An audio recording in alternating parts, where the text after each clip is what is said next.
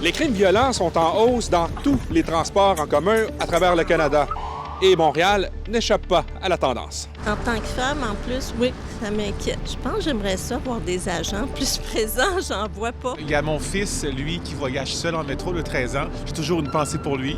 Il a son téléphone, il sait quoi faire. Selon Statistique Canada, le nombre de crimes violents a plus que doublé depuis une dizaine d'années dans le transport collectif à Montréal.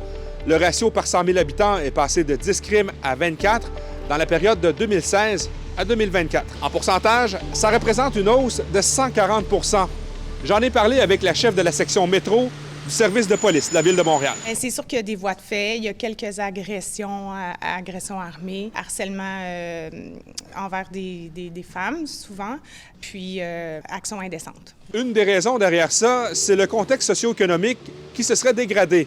Du moins, selon l'expert à qui j'ai parlé. Si on a plus de moyens de transport, si on a plus de sans-abri, plus de personnes souffrant de troubles mentaux, plus de tout, il faut s'attendre à avoir plus de réactions. Au tournant des années 2010, les constables recevaient annuellement en moyenne 19 000 signalements pour intervenir pour différents incidents dans le métro. Aujourd'hui, on est ailleurs. On parle de plus de 70 000 appels pour des interventions dans le métro. À Toronto, c'est la même chose. On parle d'une hausse constante de 15 % année après année pour intervenir dans le métro. Donc, partout dans les grandes villes au Canada, les crimes sont pas juste de plus en plus violents, mais sont commis avec des armes blanches. C'est pourquoi le syndicat des constables du métro réclame les mêmes droits que les contrôleurs routiers de pouvoir porter l'arme à feu. Moi, je pense que c'est une bonne idée. Si ça se passe, la confrontation, c'est ponctuel, c'est pas voulu, puis ça te prend les moyens pour y répondre. Il y a un backup qui est la SPVM qui est là à côté, mais c'est toujours les délais.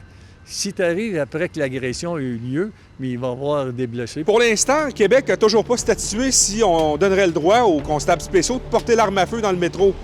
Entre-temps, ils ont toujours sur eux la matraque télescopique ou encore le poivre de Cayenne pour se défendre.